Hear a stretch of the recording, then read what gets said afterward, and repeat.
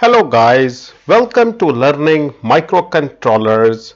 In this video, I will show you how many programmable pins and ports do PIC16F877A microcontroller have.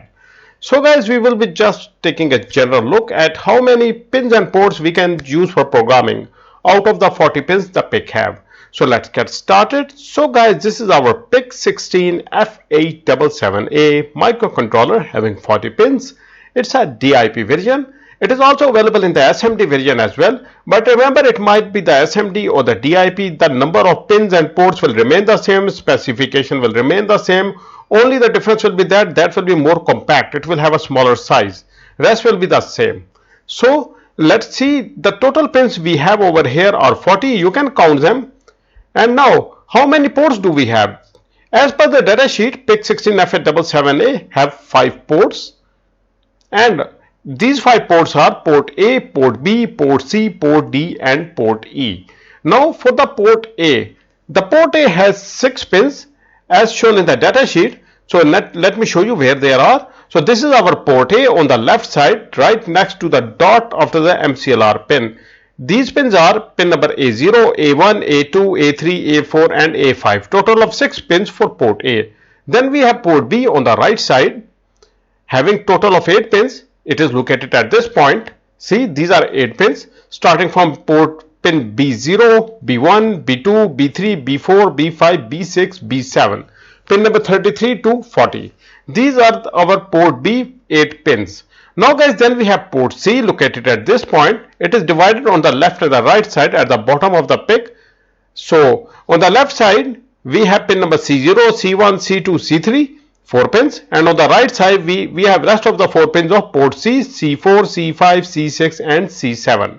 Now guys, then we have port D. It also have 8 pins, and port D is divided on the left and on the right similarly. So it is like this: only 2 pins on the left, pin number 19 and 20, D0 and D1, and then on the right pin number 21 and 22, D2 and D3. Then we have pin number 27, 28, 29 and 30 respectively, like D4, D5, D6 and D7.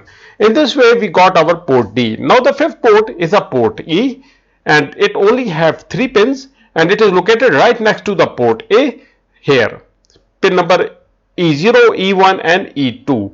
In this way we got our 5 ports, and port A has 6 pins, port B has 8 pins, port C has 8 pins, port D has 8 pins, and port E has only 3 pins. So the total pins we have are 33 pins. But these are the total programmable, or you can say the total useful pins are 33 pins for programming.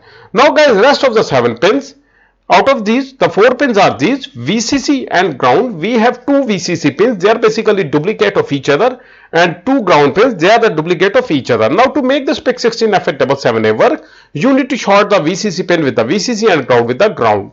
11 to 33 and 12 to 32.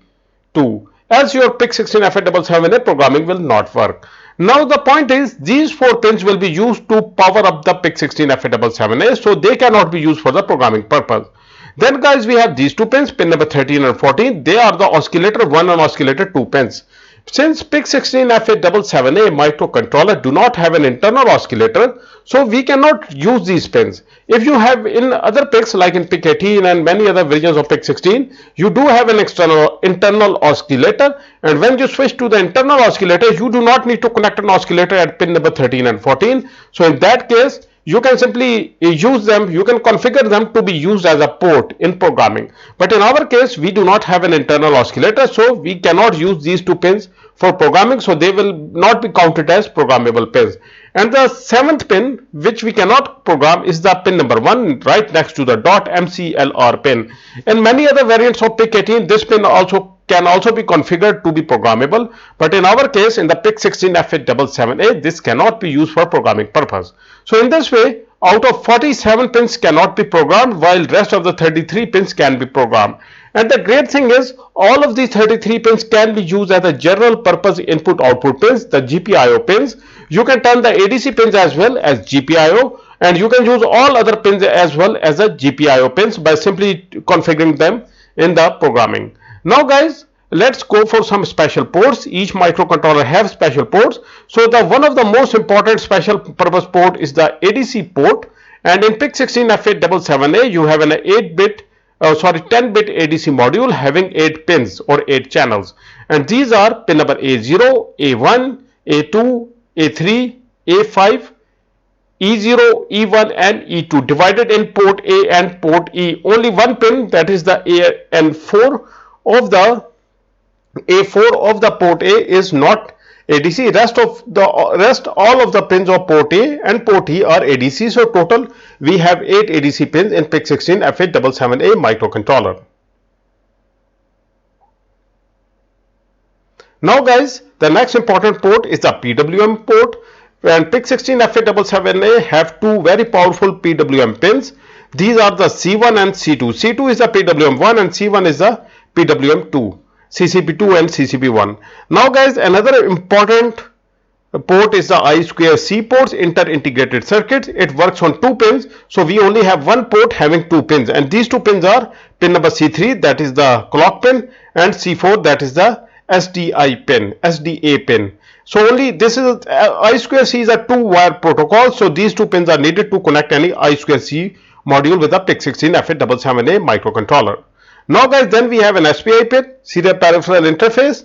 This port is very common, and many modules and sensors use this port to transfer data to the PIC or receive the data from the PIC, and it requires 3 pins to operate. We only have one SPI in PIC16F877A, but it uses 3 pins, and these 3 pins are C4, 23, pin number 23, pin number 24, SDI, SDO, C4, C5, and the clock pin is pin number 18, that is C3. Now guys, for the UART pins, that is one of the most powerful and mostly used and most easy to use protocol in any microcontroller is a UART protocol, and PIC16F877A has only one UART port, and it is located at pin number C6 and C7. Rest of the pins you can turn them UART using software serial programming library, but by default you only have one hardware serial port, that is UART port, and that is pin number C6 and C7. Pin number C6 is the TX pin and C7 is the RX pin. C6 is the pin number 25 and C7 is the pin number 26. Now guys, finally we have an external interrupt pin. This is also very important in any microcontroller. We only have one external interrupt pin, that is pin number B0 here. Now guys, there are many other features in a PIC microcontroller. They are like internal features, so like timers, interrupt, etc. They don't require pins to operate. They are basically internal functions, but for the comparators you need some special pins, but I'm not going to mention them. They are just like basic features and not to use too much. Now guys, to verify this, what I have told you is truth, I will also show you the datasheet. So let's go to the datasheet. I will share the link to this datasheet in the description of the video. So this is our datasheet of PIC16F877A microcontroller. I go down. Okay, let me zoom in so you guys can see better. Let me enlarge the text. Okay, let's go down. Okay, now take a look here. What it is saying that PIC16F877A here has total 10-bit ADC, so it has 8 channel ADC. That is what I just told you. 2 PWM pins, that is also true. It has an SPI, yes. It has a I2C, yes. It has a USART, yes. And then the timer and the comparators.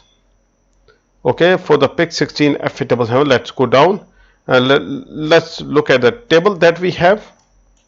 Okay, let me go down. Okay, here we go, this table. Okay, now take a look in this table. It is showing more than one microcontroller, but we are only concerned with the last column, that is our PIC16F877A microcontroller, this one. Now here you can see that for the PIC16F877A, it says 20 MHz operating frequency. That's great. Then the ports, so it has, see this over here, PIC16F877A have 5 ports, A, B, C, D, E, that's what I told you.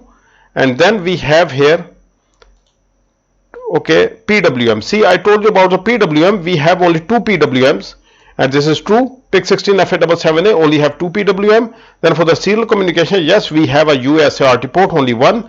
Then 10-bit ADC module, and we have 8 input channels. See, 8 channels for the ADC module. Then guys, this is it, that what I just wanted you to confirm, that what I have told you is from the datasheet, not on my own word. So guys, this is it. If you guys have any questions, you can ask me in the comment section. Thank you very much for your time. We'll see you in the next video. Goodbye until then.